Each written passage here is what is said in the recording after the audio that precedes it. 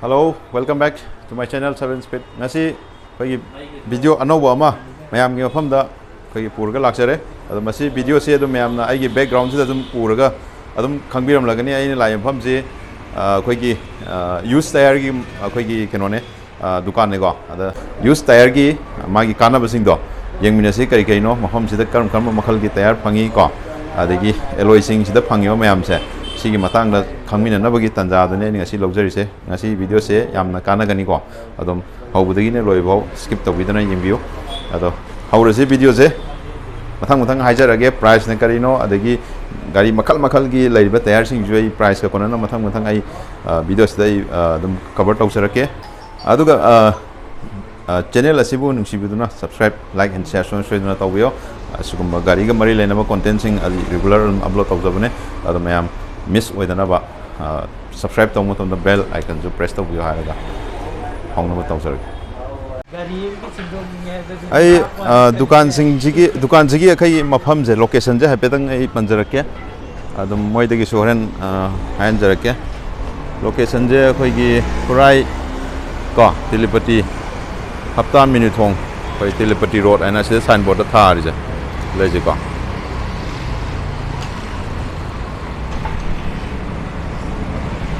thar je ni ko mek ti dang seng de ko yeng mina se matang sina khoi gi hapta gi som da traffic point som da leire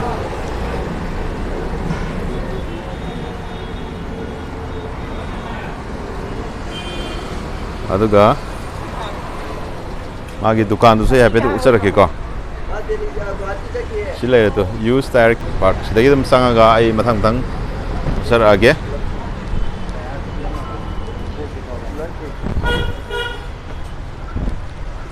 sile iba mayam sini ko ai tang harake ko Tyre se makal loin mak phangu male ko tu hangasi khangni adai somda su alloy su makal dum sida ubo phangi ko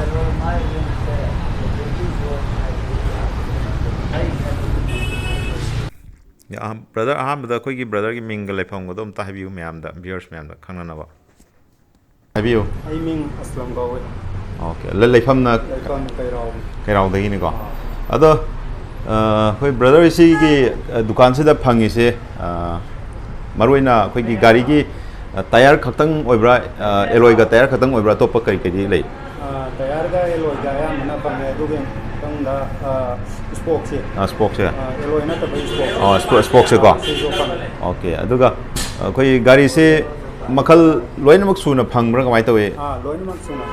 phange ba ko da ge horaga dum gari ya chaw gari masa da gi adum horga adum loibo phange ba adu tadi gari sing sigi koi Tyre sing gi habetang mathang price ko na habi be yagadra price ahan badai 70% adum ta ahan badagi 70% dum tar ne ba aduga Tyre gi magi koi gi company sing su loimak makal khuding gi loi phang ba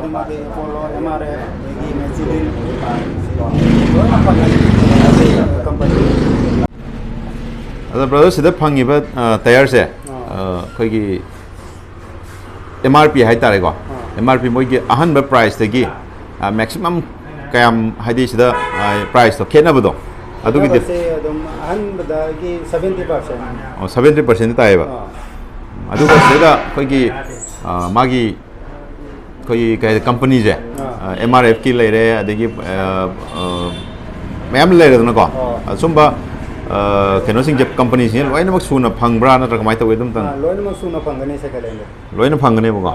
adu mo koi gi guarantee nu ti ga di pi ba leibra sidagi use Tyre de guarantee ha be se pi de koina mi ne hek pan ge na chang ko matam da koina fazan pan bi ni mai gari du da adu ga pan bi ra ga che lang fazan na to bi ra ga dum pi ge ba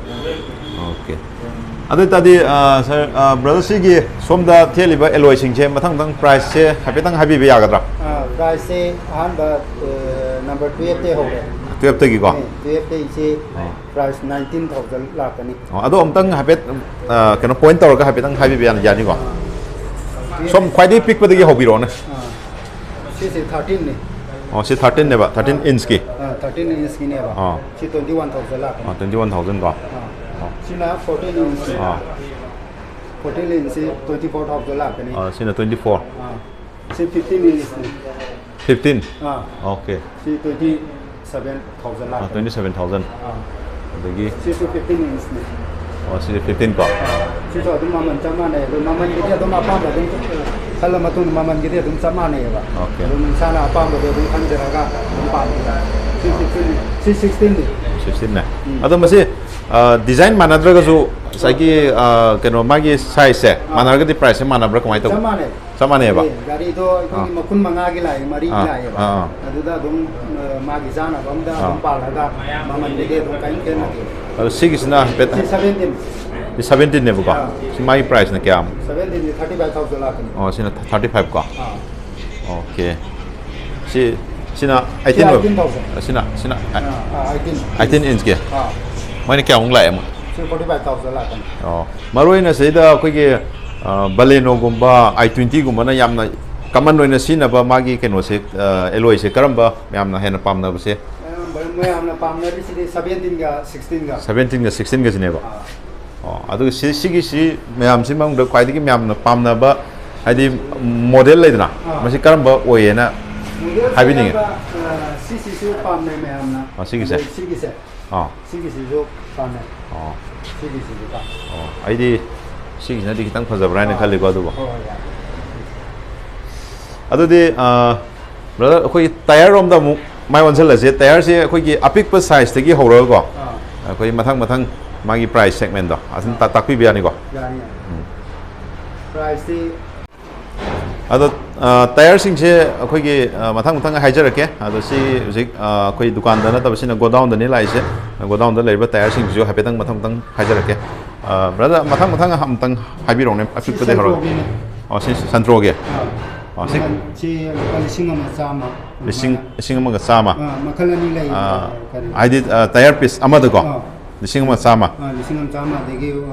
950 pi bam sule 950 pi ba 950 pi na karam boide 950 pi si ode 950 pi si ode ne ba okay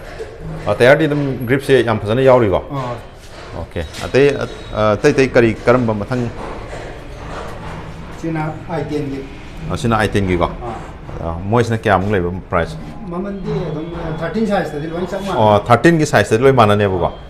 okay aduga 13 14 da mong la ko kan da karam mong le 14 da sidala ire i20 ariba do adu gi ire sigi se i20 ariba du gi ire andegi koi gi moi gari 14 gi ring ban bang koi gi adum yare se 14 gi inch ki keno magi spoke oi boi di lo yare sino ko si price kya oi ne price 1300 mai la sino 1300 ko 100 people sule 1000 people sule okay ade sigi mathang di ke inchi 15 inch ki amung lai sina asem moi na price kya mu price adum yang kena na tilu pasama gumba sama gumba gi sang da ko inch amam hengal nge lupa sama gi sang da hengal pane ba okay 16 gi na 16 gi sule 16 na si moi de ne ba okay 16 je khoi gi baleno gumba i20 gumba ko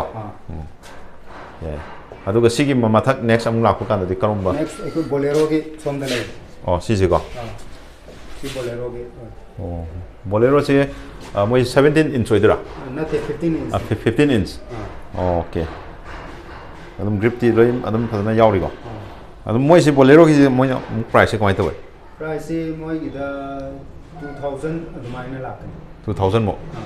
piece amada piece amada okay legi adudagi kara ta apsu lai 1800 kumba piba 1800 kumba piba okay aduna kakar mo idino masig sina kitang hamu price kitang handa ba kamu idine ba okay adu akhoi ge gari masa sing gi loi phang bana trap mahon ga hange ba ko okay aduga brother akhoi ge brother side te gi ko haining ba sum gari ga mari lena ba kai kai sum habi ba ya koi te gi ko ampang lo ki ba ko si ba ko ngam tak ai ke nom ko si ja bidan try da sesan ji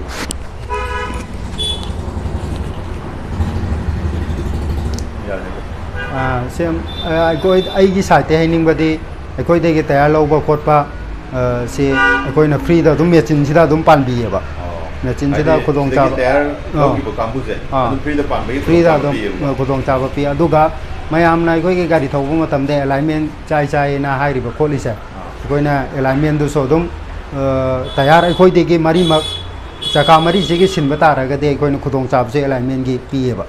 ꯑꯗꯨꯒꯤꯁꯨ ꯑꯦꯂꯥꯏꯟꯃꯦꯟꯒꯤ ꯈꯨꯗꯣꯡꯆꯥꯕꯁꯦ ꯆꯀꯥ ꯃꯔꯤꯃꯛ ꯍꯦꯛ ꯁꯤꯜꯂꯒꯗꯤ ꯑꯦꯂꯥꯏꯟꯃꯦꯟꯒꯤ ꯈꯨꯗꯣꯡꯆꯥꯕꯁꯦ ꯑꯩꯈꯣꯏꯅ ꯄꯤꯖꯩ ꯑꯗꯒꯤ ꯁꯤꯗ ꯂꯩꯔꯤꯁꯤꯡꯁꯤꯅ ꯑꯩꯈꯣꯏ ꯑꯦꯛꯇꯤꯚꯥꯒꯤ ꯒꯥꯔꯤ ꯃꯆꯥ ꯃꯁꯨꯒꯤ ꯁꯤꯗ ꯑꯗꯣ ꯑꯦꯛꯇꯤꯚꯥꯒꯤ ꯇꯌꯥꯔꯁꯤꯗꯤ ꯀꯌꯥꯃꯨꯛꯀꯗꯤ ꯑꯦꯛꯇꯤꯚꯥꯒꯤꯁꯤꯗꯤ ꯂꯨꯄꯥ 250 ꯑꯗꯨꯃꯥꯏꯅ ꯑꯗꯨꯝ ꯌꯣꯟꯕ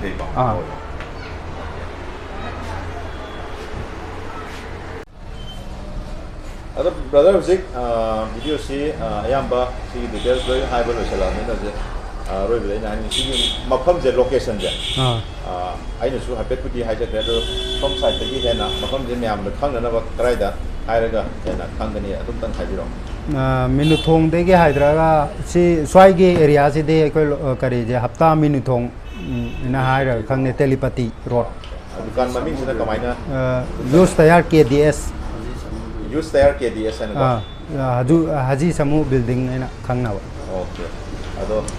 ꯂꯝꯕꯤꯁꯤꯒꯤ ꯃꯈꯥꯔꯣꯝ ꯁꯥꯏꯠꯇ ꯍꯥꯏꯇꯥꯔꯦꯅꯦꯀꯣ ꯈꯨꯔꯥꯏꯔꯣꯝ ꯇꯦꯂꯤꯄꯇꯤ ꯁꯣꯝ ꯆꯠꯄꯒꯤ ꯃꯈꯥꯔꯣꯝꯗꯀꯣ ꯑꯗꯨ ꯑꯣꯏꯇꯥꯔꯗꯤ ꯀꯔꯤꯒꯨꯝꯕ ꯑꯩꯈꯣꯏꯒꯤ ꯆꯦꯅꯦꯜꯁꯦ ꯍꯥꯏꯗꯤ 7 Speed ꯃꯅꯤꯄꯨꯔꯒꯤ ꯁꯤꯒꯤ ꯕ꯭ꯂꯣꯛꯁꯦ ꯁꯤꯒꯤ ꯚꯤꯗꯤꯑꯣꯁꯦ ꯁꯤ ꯌꯦꯡꯉꯒ ꯂꯥꯛꯄꯁꯤꯡꯗ ꯀꯔꯤ ꯄꯨꯗꯣꯡꯆꯥꯕꯗꯤ ꯄꯤꯕꯤꯒꯅꯤ ꯑꯗꯨꯝ ꯗꯤꯁꯀꯥꯎꯟ ꯄꯤꯒꯅꯤ ꯗꯤꯁꯀꯥꯎꯟ ꯑꯗꯨꯝ ꯄ꯭ꯔꯗꯛ ꯁꯤꯗ ꯂꯩꯕ ꯄ꯭ꯔꯗꯛ ꯈꯨꯗꯤꯡꯃꯛ ꯗꯤꯁꯀꯥꯎꯟ ꯄꯤꯖꯒꯅꯤ ꯑꯣꯀꯦ ꯌꯥꯝ ꯅꯨꯡꯉꯥꯏꯖꯔꯦ ꯑꯩꯈꯣꯏ ꯕ꯭ꯔꯗꯔꯁꯤꯡꯒ ꯎꯅꯗꯅ ꯋꯥꯔꯤ ꯋꯥꯇꯥꯏ ꯁꯥꯟꯅꯕꯒꯤ ꯇꯟꯖꯥ ꯈꯨꯗꯣꯡꯆꯥꯕ ꯄꯤꯕꯤꯕꯒꯤꯗꯃꯛꯇ ꯍꯥꯏꯇꯥꯔꯦꯀꯣ ꯑꯗꯣ ꯃꯌꯥꯝ ꯑꯃꯨꯛ ꯃꯊꯪꯒꯤ ꯀꯩꯅꯣꯗ ꯑꯃꯨꯛ ꯎꯅꯔꯁꯦ ꯉꯁꯤꯒꯤꯗꯤ ꯁ꯭ꯋꯥꯏꯗ ꯁꯨꯝ ꯂꯣꯏꯁꯤꯟꯖꯔꯒꯦ ꯕ꯭ꯔꯗꯔ ꯌꯥꯝ ꯅꯨꯡꯉꯥꯏꯖꯔꯦ ꯊꯥꯒꯠꯄ ꯐꯣꯡꯗꯣꯛꯆꯔꯤꯀꯣ ꯊꯦꯡꯛ ꯌꯨ